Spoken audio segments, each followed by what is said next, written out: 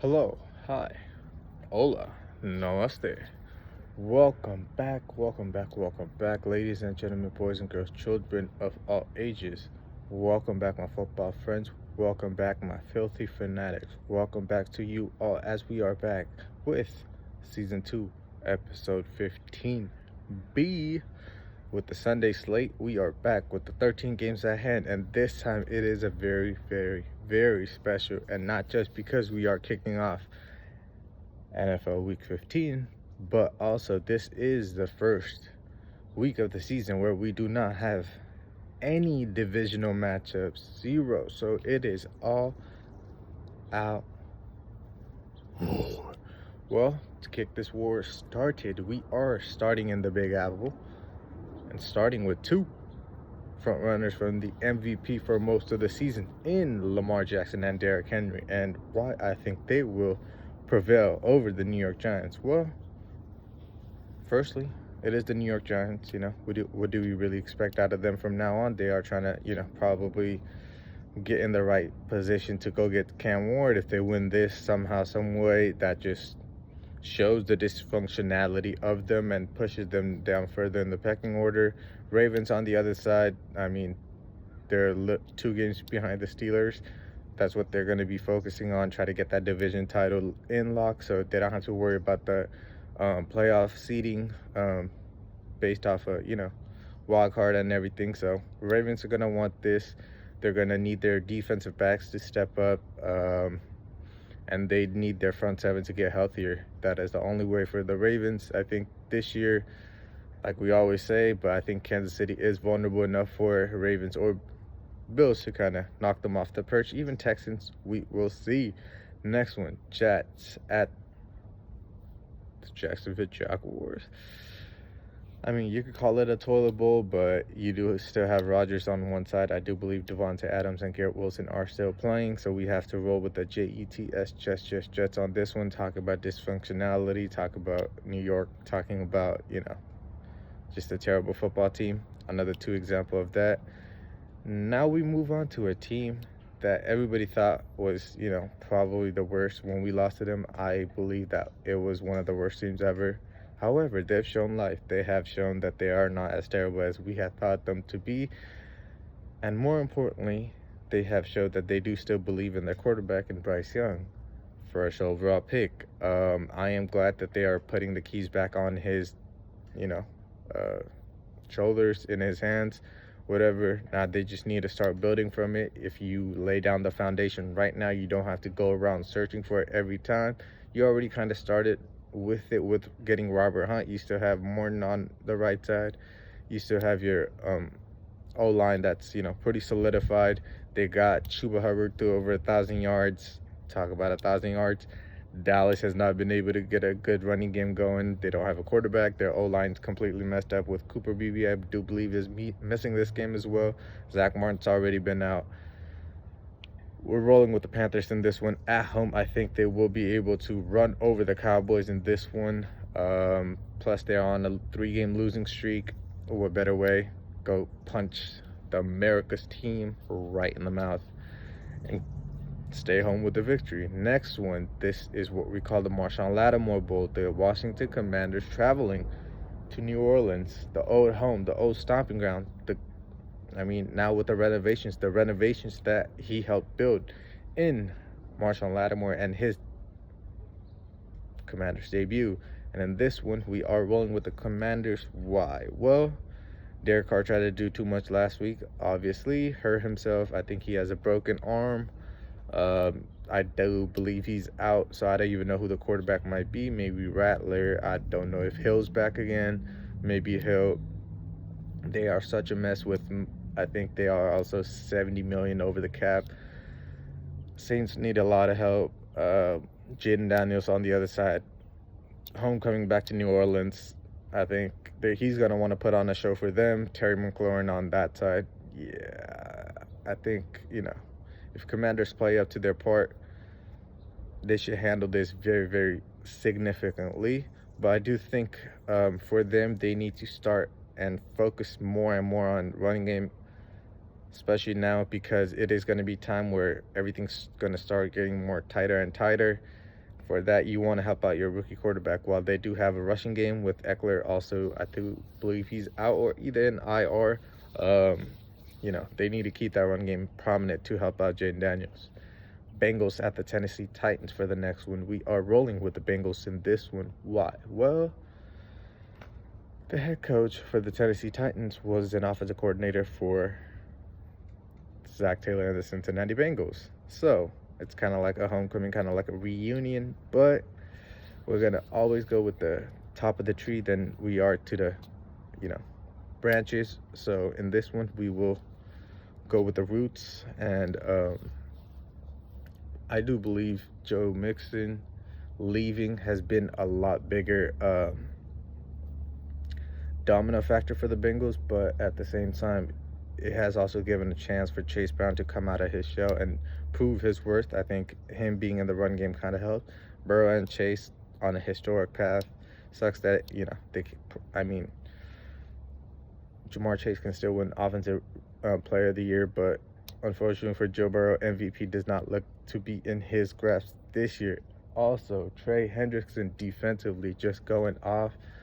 He's going to want his money, so we will see how that kind of unfolds in the offseason. But for now, I think Tennessee, they have a lot more to figure out. That defense is, solid for next year if that offense could come along with it. But for this year, we are rolling with the Cincinnati Bengals. Kansas City at Cleveland Browns. We are rolling with Jameis Winston. You got me messed up if you think if I'm going to pick on the Chiefs. Yes, I am realistic. That is why I tell you, in Cleveland, there is a high probability that, we can see an upset. Do we think Jameis was going to go out, beat Pittsburgh that Thursday night? I doubt we did, but he did do that. Did we think he was going to go into Baltimore and beat Lamar and Derrick Henry?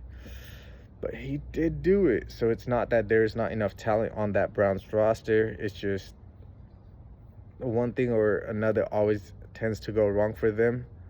Kansas City, on the other hand, one thing or another always somehow ends up going right for them. So in this one, I will go with the wrongs of the Cleveland Browns to take over the rights of the Kansas City. I think if they play ball control with Nick Chubb, I think there is a possibility for them to, handle business, because Jameis Winston with his deep balls, he's not scared to throw anything. If you just control,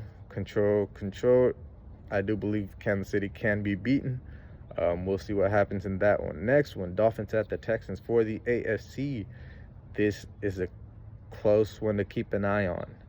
Dolphins, they're still trying to make their way back up to a playoff spot. Texans, they're on a kind of skid right now. So we are rolling with the Dolphins since they have a momentum. Yes, they have lost here and there in a few, but after a thrilling matchup last week, they are, healthier as well. Tua is one of the most accurate quarterback. I do believe he still only has 4 interceptions for the season, even though he has missed time for those injuries. I do believe this can be a Tyreek Hill breakout game. I don't see, any 100-yard games so far of note. So in this one, when it matters, Tyreek Hill possibly pops up. We'll see.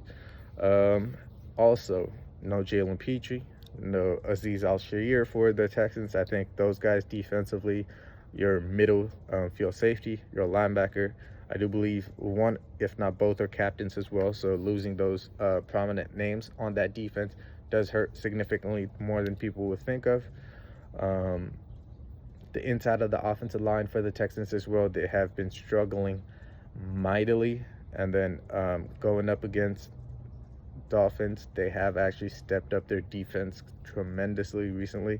So in this one, on the road, inside a dome, since it is not cold, we are rolling with the Dolphins in this one. Colts at the Broncos. Unfortunately, we are rolling with the Broncos in this one. Colts, they have had their downs, then they kind of had a up, and then they kind of had a down again. Can they go back up? Sure, but if a team kind of, over the course of the season kind of just fluctuates here and there and doesn't have like a steady path, I don't think that team can win. So I don't see Colts winning. Colts have the 4th overall pick from the year before. Broncos with the 13th, 14th pick from this past draft. 2 extremely young quarterbacks. However, even though Bo Nix is the rookie quarterback, he has probably over 50 games of experience against Anthony Richardson. So we at home, in that high altitude, we are rolling with Bo Nix and the Broncos. I can't see a guy who, in his own house, be able to breathe and get his back to kind of not again, and maybe Joe Flacco comes back and all that happens. But who are they throwing it to? I still don't understand what the Colts are building, because it is not a winning franchise just yet. Broncos on the other side, unfortunately, they have rebuilt, retooled, and done everything. That defense looks phenomenal. And we'll see 3 out of the 4 teams in our division in the playoffs. Let's move on. Patriots at the Cardinals. We are rolling with the Cardinals in this one. Why? Well, Patriots on a fast track to go get a top 10 pick, get Drake May a offensive tackle or a weapon, and rebuild. Jalen Polk should be, finally getting his legs back. I don't see any, defensive back on the Cardinals really giving him any problem if he is to break out.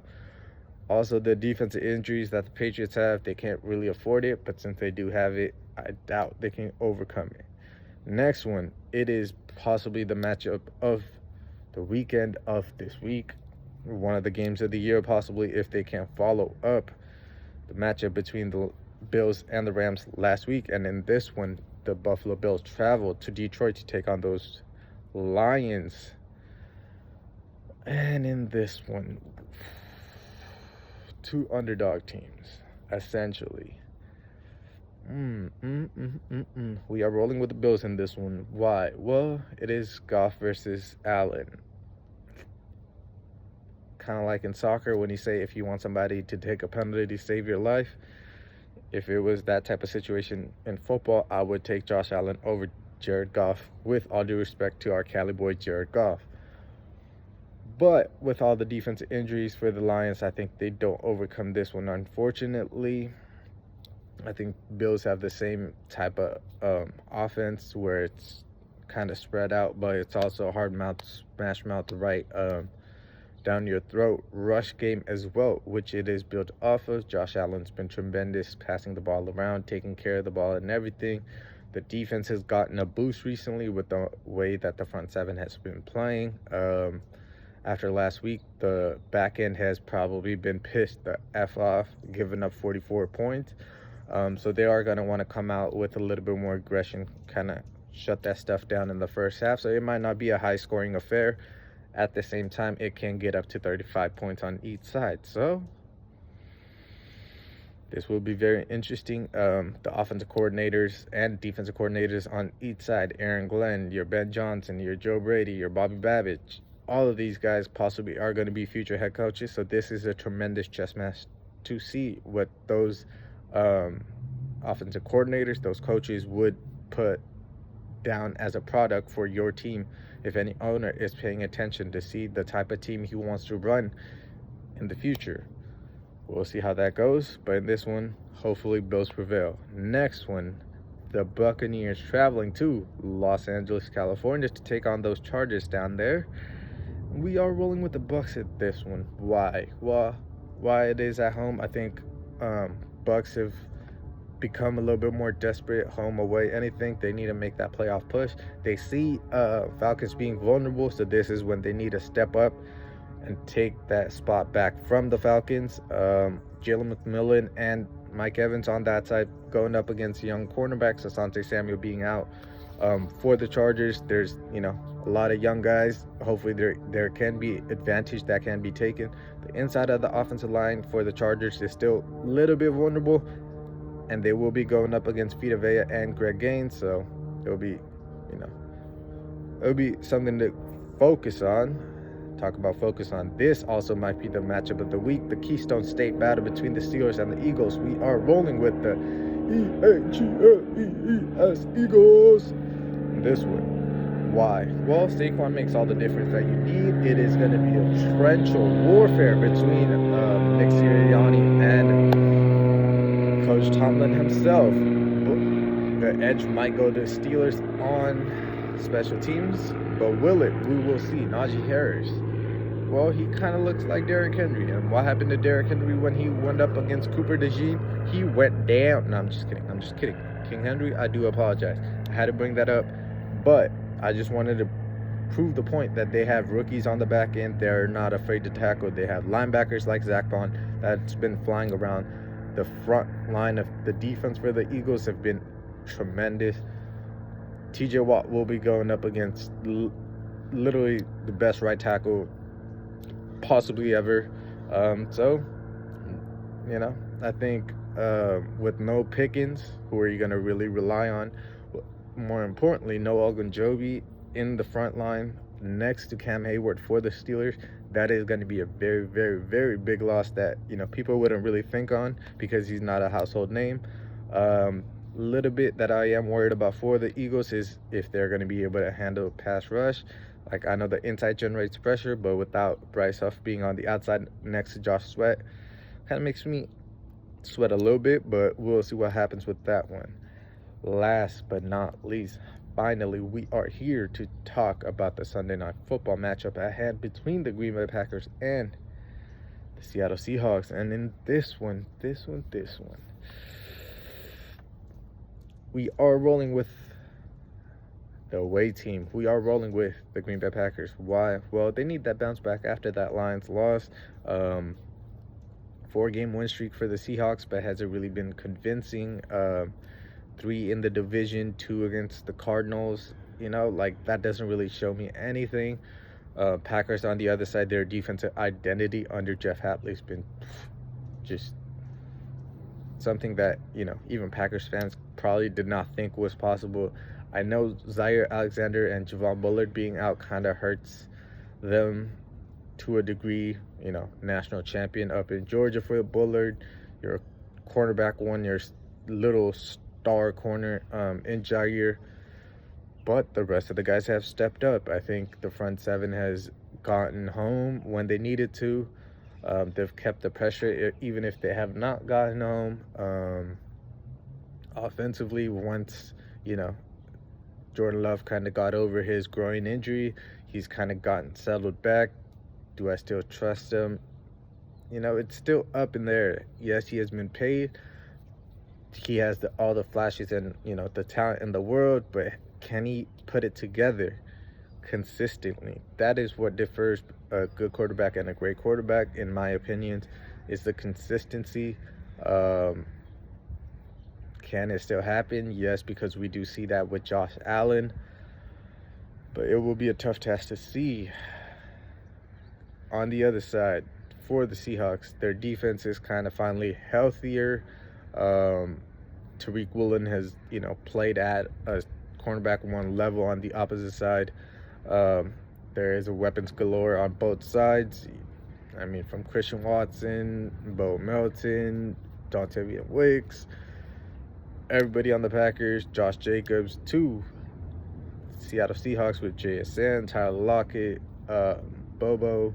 You do still have DK Metcalf, so weapons galore on both sides. But I think Josh Jacobs taking on Zach Charbonnet in a degree, with unfortunate Kenneth Walker being out again. It does seem like injury will be a factor throughout his career, unfortunately. We are rolling with Josh Jacobs and his squad of running backs to win this one out. I think this is going to be a trenches warfare. Green Bay's offensive line has picked up tremendously since the very end of Rodgers. The D-line's doing fantastic. I trust Rich Bisaccia with the special teams blind-eyed. So playing all 3 phases of the game, Keyshawn Nixon possibly has a special teams play, and they come out of Seattle with a dub in this one. Thank y'all for watching. I will be back for tomorrow's doubleheader of action. Till then, appreciate y'all for tuning in. 121 and 88 so far. but number one in your hearts.